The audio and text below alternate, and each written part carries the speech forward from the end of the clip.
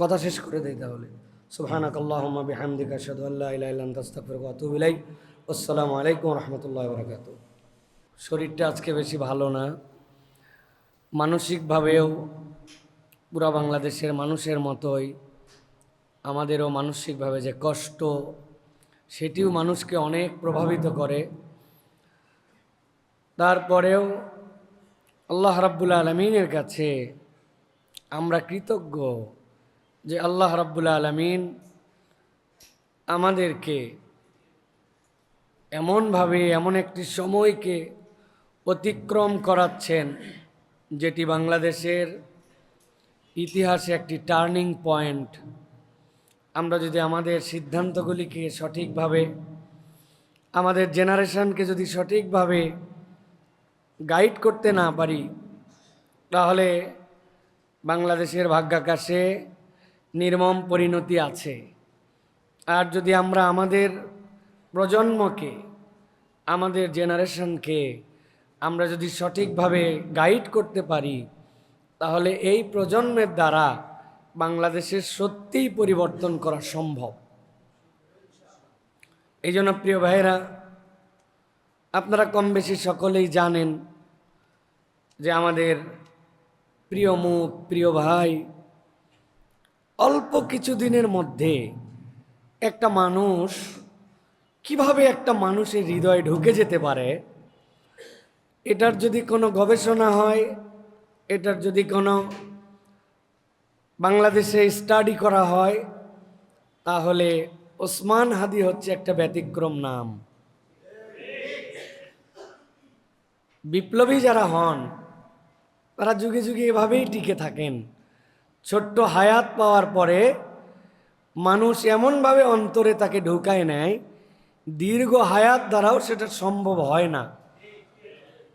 এই জন্য আমরা কিছু কথা বলবো আজকে ইনশাআল্লাহ। তবে তার আগে আপনাদের কাছে আজকে জুমা পূর্ব এই সংক্ষিপ্ত অধিবেশনে আমি যে বিষয়টি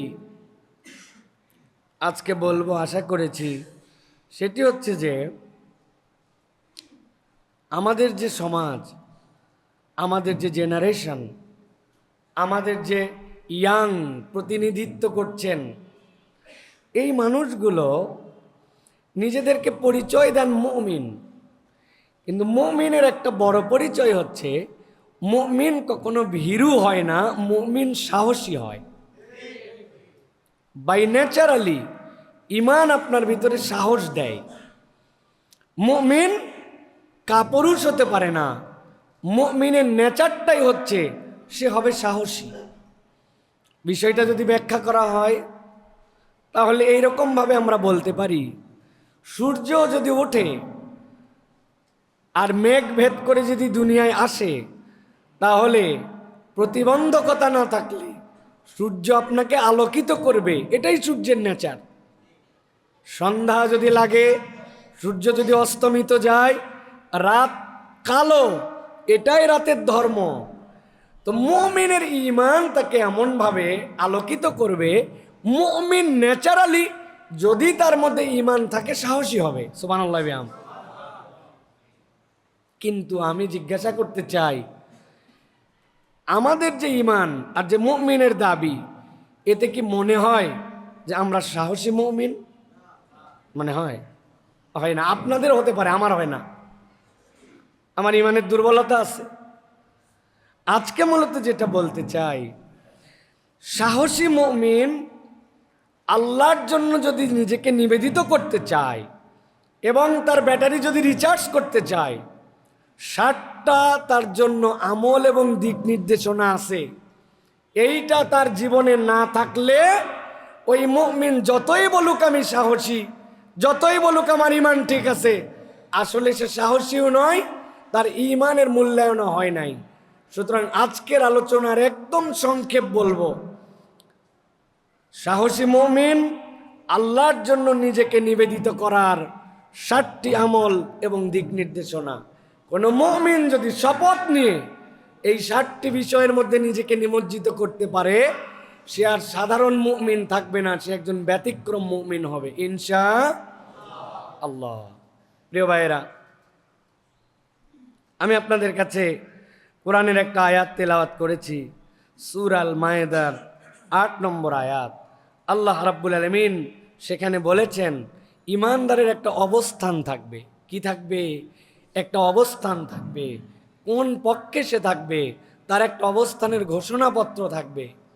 আল্লাহ বলছেন, ইয়া আইয়ুহাল্লাযীনা আমানু কুনু কাওয়ামিনা লিল্লাহি শুহাদাআ বিল কিসত ওয়া লা ইয়াজরিমান্নাকুম শানানু কওমিন আলা আল্লা তা'দিলু ই'দিলু হুয়া আকরাবু লিত্তাকওয়া।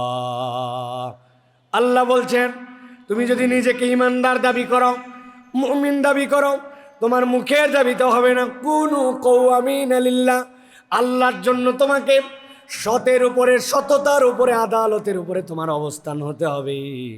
তুমি মুমিন পরিচয় দিবা, তোমার সাথে ন্যায়ের সম্পর্ক থাকবে না, আদর্শের সম্পর্ক থাকবে না, আল্লাহর জন্য তোমার আদালত ইনসাফ থাকবে না। এইটা কোনো মুমিনের পরিচয় হতে পারে না। মুমিন পরিচয় দিবে, আল্লাহ বলছেন তোমরা আদালতের উপরে থাকবে। আল্লাহ বলছেন কোনো কমকে যেন ভয় ভীতির কারণে, প্রভাব প্রতিপত্তির কারণে তোমাদেরকে যেন আদালত আর ইনসাফ থেকে সরাই না দেয়। তুমি যদি আদালতের উপরে না থাকো, তুমি ইসলামের উপরে নাই। তুমি যদি ইনসাফের উপরে না থাকো, তোমার মুমিন পরিচয়ের উপরে তুমি নাই। সুতরাং মুমিন, ইনসাফ, আদালত, এটা হচ্ছে পরিপূরক শব্দ। মুমিনের ইনসাফ, আদালত পরিপূরক শব্দ। এটা মাথার মধ্যে আপনাকে প্রথমে ঢুকায় রাখতে হবে। এরপরে যেই নির্দেশনা 7টি আমাদের জন্য দরকার, তার প্রথম যেটি দরকার নিজেকে সাহসী করে তোলার জন্য, সেটা হচ্ছে নীরব ইখলাস। মানব জীবনের সবচেয়ে গুরুত্বপূর্ণ নীরব ইখলাস। কেউ জানে না যা আল্লাহ জানেন তা। এই নীরব ইখলাস যদি কারো ভিতরে না থাকে, তাহলে দুনিয়ার যত লৌকিকতা, বাহ্যিকতা, বাহিরের দেখানো, এগুলো আল্লাহর কাছে একটাও অ্যাকসেপ্টেড হবে না। সুতরাং মুখস্থ করে ফেলতে হবে, আমার ইখলাসটা হবে নীরব। কেউ জানে না যা আল্লাহ জানেন তা। এইটা ঘোষণা দিয়ে নাই, এটা নীরবে তার দিল থেকে আসতে হবে। আল্লাহ রাব্বুল আলামিন বলছেন, ওয়াসিররু কাওলাকুম আও ইজহারু বিহি ইন্নাহু আলিমুম বিযাতিস সুদূর। নিশ্চয় জেনে রাখো, তুমি যা মুখ দিয়ে প্রকাশ করো আর যা প্রকাশ করো না, আল্লাহ বলছেন আল্লাহ সব বিষয় জানেন। ইন্নাহু আলিমুম বিযাতিস সুদূর, তোমার অন্তরের ভিতরে যা হয় সেইটার খবরও জানেন যিনি তিনি কে। আল্লাহ রাব্বুল আমিন এই জন্য বলছেন, আলা ইয়ালামু মান খালাকা ওয়া হুয়াল লাতীফুল খবীর। যিনি সৃষ্টি করেছেন তিনি কি জানেন না? আল্লাহ বলছেন তিনি সূক্ষ্মাতি সূক্ষ্ম, সব বিষয়ে খবর রাখেন। আল্লাহ কোরআনে এই জন্য বলছেন, হুয়াল্লাযী জাআলা লাকুমুল আরদা যালুলা। আল্লাহ তোমাদের জন্য জমিনটাকে বৃহৎ করে দিয়েছেন, অনেক বড়। ফামশু, তোমরা চলাফেরা করো, ফি মানাকিবিহা, এই উন্মুক্ত জমিনে তুমি চলাচল করো, এইটা বিশাল প্রশস্ত তোমার জন্য। ওয়াকুলু মির রিজকিহি, আর তার রিজিক থেকে তুমি তালাশ করো। তবে জেনে রাখো, ওয়া ইলাইহিন নুশুর, আল্লাহ তোমারে একবারে ছেড়ে দেন নাই, আল্লাহর কাছে তোমাকে ফেরত আসতে হবে। 3টা আয়াত এই জায়গায়। একটা হচ্ছে আল্লাহ রাব্বুল আমিন সৃষ্টি করেছেন, আল্লাহ সব জানেন, আল্লাহ সূক্ষ্মাতি সূক্ষ্ম বিষয়ে খবর রাখেন। দুনিয়াকে বড় করে তোমাকে বিচরণ করতে বলেছেন, কিন্তু তার মানে এরকম নয় লাটাইয়ের যে গোড়াটা এটা তিনি ছেড়ে দিয়েছেন। ওয়া ইলাইহিন নুশুর, কোনো মানুষ যদি নীরবে তার ইখলাস ঠিক করে নিতে পারে যে আমার যা কিছু সব আল্লাহর জন্য নিবেদিত, আমার খুলুসিয়াত আছে, ওর থেকে বেশি সাহসী এই দুনিয়ায় আর কেউ হতে পারবে না। সে হবে চূড়ান্ত সাহসী একজন মানুষ, মুমিন। তাহলে প্রথমটা হচ্ছে নীরব ইখলাস। বলেন ইখলাস। নবী করিম সাল্লাল্লাহু আলাইহি ওয়াসাল্লাম থেকে এ বিষয়ে অনেক কথা আসছে। নবীজি বলছেন, ইন্নাল্লাহা লা ইয়ানজুরু ইলা সুওয়ারিকুম ওয়ালা ইলা আজসাদিকুম ওয়ালাকিন ইয়ানজুরু ইলা কুলুবিকুম ওয়া আমালিকুম। আল্লাহ তোমার শরীরটা কত বড়, হ্যাঁ, চেহারাটা কত ঢকঢাক, পোশাকটা কত ফিটফাট, আল্লাহ এগুলো দেখেন না। আল্লাহ বলছেন, আল্লাহ দেখেন যে তোমার আমলটা কেমন আর তোমার অন্তরটা কেমন। এই জন্য অন্তরটা আল্লাহর জন্য নিবেদিত না হলে উপরের ফাঁপর বেশি দিন কাজ করে না। এই জন্য প্রিয় ভাইরা, নীরবে নিবৃতে নিজের ইখলাসকে পুনর্মূল্যায়ন করতে হবে। এটা হচ্ছে ইসলামে শক্তিশালী হওয়ার প্রথম সোপান। এটা বীজ, কোন বীজ বপন করছেন এটা খুব গুরুত্বপূর্ণ। আমাদের সব ক্ষেত্রে, পড়া লেখা, আমল, এলেম অর্জন, দাওয়াত, তাবলীগ, সব ক্ষেত্রে এই নীরব ইখলাসে আমাদের ঘাটতি হয়ে যাচ্ছে।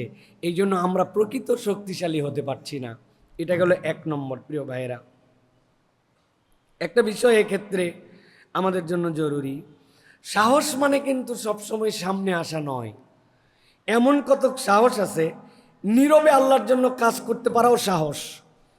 আপনাকে উস্কায়, যা করবি সব দেখাবি, আপনাকে উস্কাবে, কিন্তু আপনি সাহস করে সামনে না এসে সাহস করে নীরব এবং গোপন রাখা, এটাও অনেক সময় সাহস। এটাকে আমরা মনে করতেছি অনেক সময় ভীরুতা, না জানান দেওয়াকেই মনে করতেছি গোপনীয়তা। এটা বোধহয় আমার পিছিয়ে পড়া না। সব সময় সাহস মানে সামনে আসা নয়, নীরবে নিবৃতে ব্যাকগ্রাউন্ডে অনেক কাজ করাও সাহস।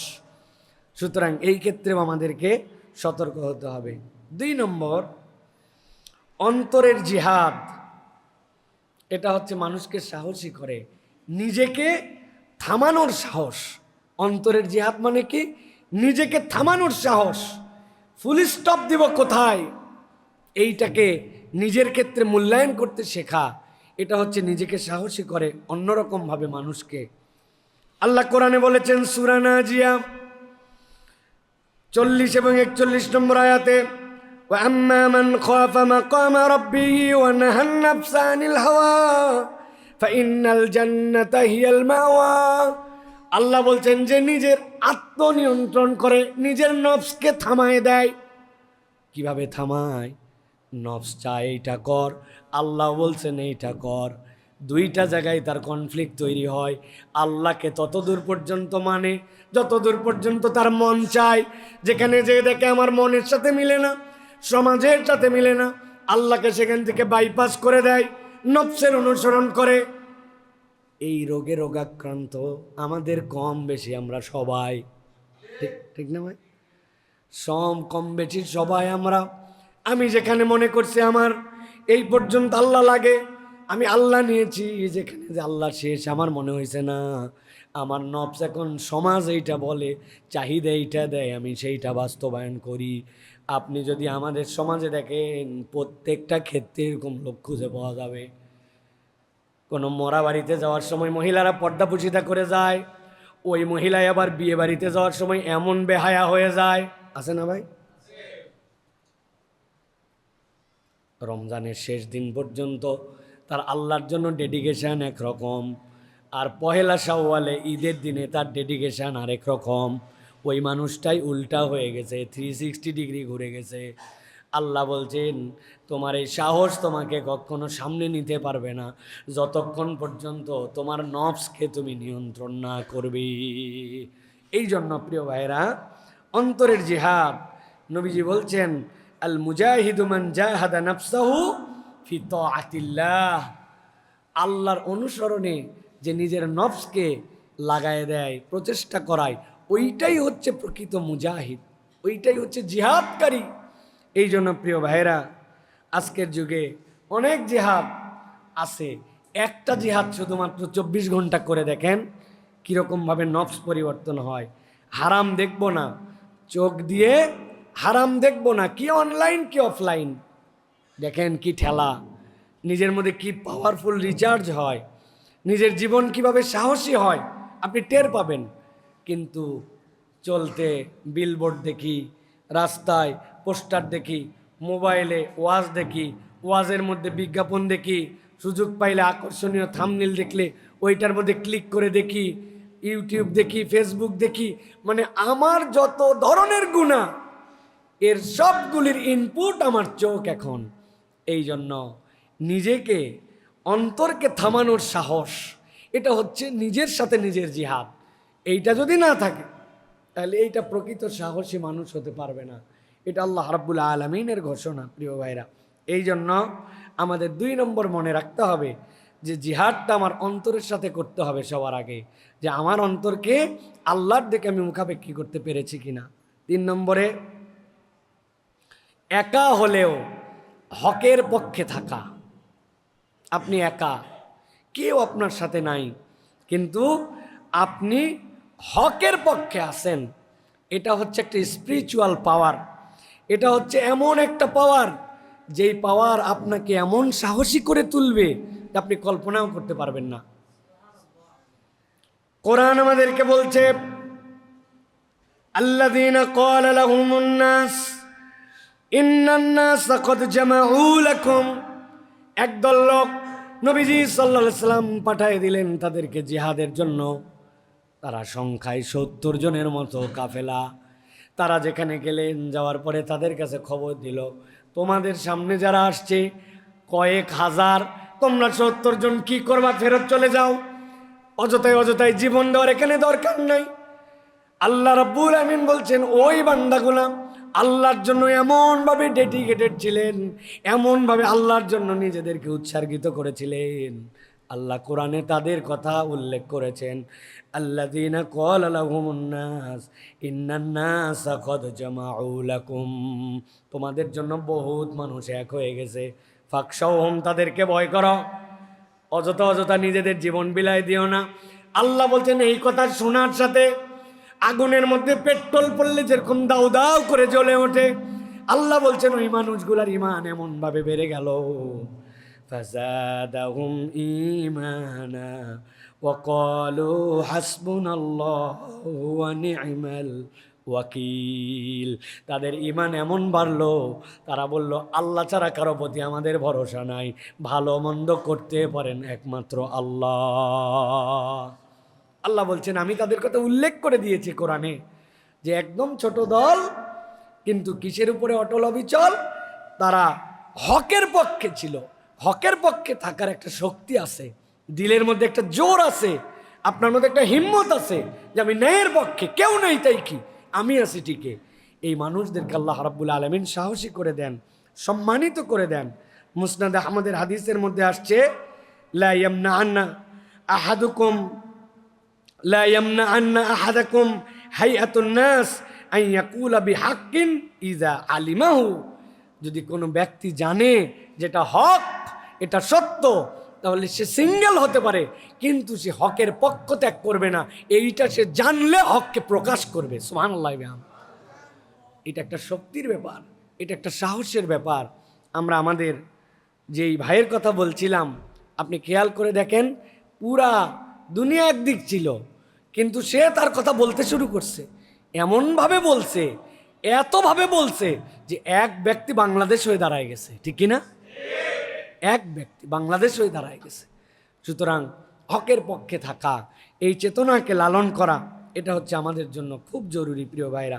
সুতরাং একা হলেও হকের পক্ষে আমাকে থাকতে হবে।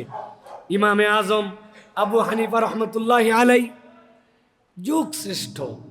পৃথিবীর যদি 5 জনকে ধরা হয়, সাহাবায়ে কেরামের পরে তাবেঈদের যুগ থেকে আজকে এই 1450 হিজরি পর্যন্ত যদি পৃথিবীর 5 জনকে ধরা হয়, যে আল্লাহ রাব্বুল আমিন যাদেরকে জ্ঞানে, গরিমায়, এলেমে, ফিকহে অনন্য করছেন, ইমামে আজম আবু হানিফা রহমতুল্লাহ তার মধ্যে একজন।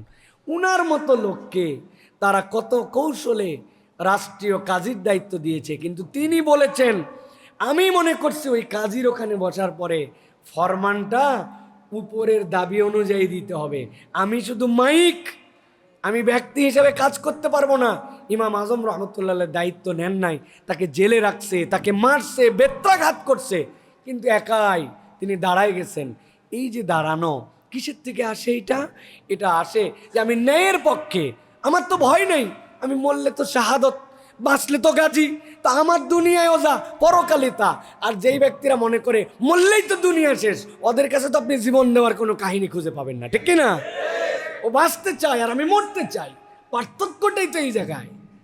এই জন্য প্রিয় ভাইয়েরা, একা হলেও আমি হকের পক্ষে থাকব, হক কখনো ত্যাগ করা যাবে না। রাজি তো ইনশাআল্লাহ?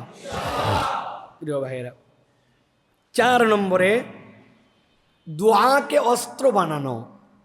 ইমানদারের দায়িত্ব হচ্ছে সে যখন দোয়া করবে, এই দোয়াগুলা তার জন্য অস্ত্র হবে। এই জন্য বলা হয় যে আনকমন স্পিরিচুয়াল উইপন, এমন একটা স্পিরিচুয়াল আপনার কাছে হাতিয়ার আছে যেটা এত পাওয়ারফুল যে নবী বলছেন আদ-দোয়া সিলাহুল মুমিন, মুমিনের জন্য এটা ঢাল স্বরূপ, সিলাহ তোমার জন্য এটা অস্ত্র স্বরূপ। এটা হচ্ছে আল্লাহ রাব্বুল আলামিনের পক্ষ থেকে বান্দাদের জন্য দেওয়া নিয়ামত। আল্লাহ কোরআনে বলেছেন ওয়াইযা সালাকা ইবাদি আন্নী ফাইন্নী করিব উজিবু দাওয়াতাদ দাঈ ইযা দাআন ফালইস্তাজিবু লি ওয়ালিউমিনু বি লাআল্লাহুম ইয়ারশুদুন। আল্লাহ বলছেন, ও ইমানদারেরা, তোমরা নবীর কাছে এসে জিজ্ঞাসা করো আল্লাহর ব্যাপারে, আল্লাহ রাব্বুল আলামিনের ব্যাপারে নবী আপনি জানায় দেন যে আমি আমার বান্দার খুবই নিকটে, খুবই কাছে। কত কাছে? আল্লাহ বলছেন উজিবু দাওয়াতাদ দাঈ। এই দাওয়া এখানে এটা এক বচন। আল্লাহ বলছেন সিঙ্গেল একজন কেউ যদি সিঙ্গেল একটা বিষয়ে পৃথিবীর কোথাও থেকে আমাকে ডাকে, উজিবু দাওয়াতাদ দাঈ, ডাকলে ইদা দান, ইজা মানে তৎক্ষণাৎ, যখনই ডাকে তখনই তিনি তার উত্তর দেন। সুবহানাল্লাহ। কোনো উত্তর আল্লাহ বাদ দেন না, যা ডাকে সে। আল্লাহ রাব্বুল আলামিন বলছেন ফালইস্তাজিবু লি ওয়ালিউমিনু বি লাআল্লাহুম ইয়ারশুদুন। আল্লাহ বলছেন তোমাদের দায়িত্ব হচ্ছে নিঃসংশয়ে আল্লাহকে বিশ্বাস করা, এটা তোমাদের দায়িত্ব। আল্লাহ বলছেন যাতে তারা সৎ পথে আসতে পারে। এখন আমাদের সমস্যা হচ্ছে আমরা দোয়াতে আল্লাহর প্রতি ভরসা পুরাটা করি না। দোয়াটা আমাদের ঠোঁটের দোয়া হয়েছে, দোয়াটা আমাদের উচ্চারণের দোয়া হয়েছে, দোয়াটা আমাদের হৃদয়ের আকুতি হয় নাই। আমি কতবার বলেছি যে কিভাবে আল্লাহ দিবে বলেন তো ভাই, দেয়টা কেমনে? আমাদের দোয়াটাই বেয়াদবি। কিভাবে দোয়া বেয়াদবি? আমি অনেক জায়গায় উদাহরণ দেই। এক লোকের বয়স 70 বছর, এই লোকের একটা বয়স্ক ভাতার সার্টিফিকেট লাগবে। এই বয়স্ক ভাতার জন্য ইউনিয়ন পরিষদ বিভিন্ন জায়গায় চেয়ারম্যান তার জন্য সার্টিফিকেট দেয় না, যে এই বয়স হয়েছে, এই লোককে বয়স্ক ভাতা দেওয়া হোক। এখন ওই লোক চেয়ারম্যানের কাছে গেছে, যাই তার কাছে তো মনের কথাটা বলতে হবে এবং তার থেকে একটা অনুমতি প্রার্থনা করতে হবে। যাওয়ার পরে দেখে চেয়ারম্যান ব্যস্ত, অনেকক্ষণ পরে অনুমতি দিছে, ঠিক আছে চেয়ারম্যান ফ্রি হয়েছে, আপনি যান, যে আপনার কথা বলেন। তার কি দরকার ভাই? বয়স্ক ভাতার সার্টিফিকেট। এখন ওই লোক গেছে, যাওয়ার পর চেয়ারম্যানের কাছে সালাম দিছে, আসসালামু আলাইকুম রহমতুল্লাহ, চেয়ারম্যান সাহেব আমার নাম আব্দুল গফুর, আমি কিন্তু বয়স হয়ে গেছে 70, আমার কিন্তু একটা বয়স্ক ভাতার সার্টিফিকেট দরকার, দ্রুত আপনি ব্যবস্থা করে দেন। গেলাম, আসসালামু আলাইকুম। চেয়ারম্যান জিজ্ঞাসা করছে পাগলাটা কে রে, কোত্থেকে আসলো, কি বলে গেল? ওই বলতেছে যে বয়স্ক ভাতার সার্টিফিকেট দরকার, আপনার কাছে আবেদন দিয়ে গেল, দেখছেন না ও তাড়াহুড়া আছে, এই জন্য আপনার কাছে বললো। চেয়ারম্যান বলবো ওর বয়স্ক ভাতা তো দূরের কথা, ওই যেন ইউনিয়ন পরিষদের আশপাশে যেন আর না আসে। এরকম করে এই মানুষটুকুই বলবে যখন আপনি তার সাথে আচরণ করবেন। ধরেন কথা শেষ করে দেই তাহলে, সুবহানাকাল্লাহুম্মা বিহামদিকা আশহাদু আল্লা ইলাহা ইল্লা আনতা আস্তাগফিরুকা ওয়া আতুবু ইলাইক। আসসালামু আলাইকুম ওয়া রাহমাতুল্লাহি ওয়া বারাকাতুহু।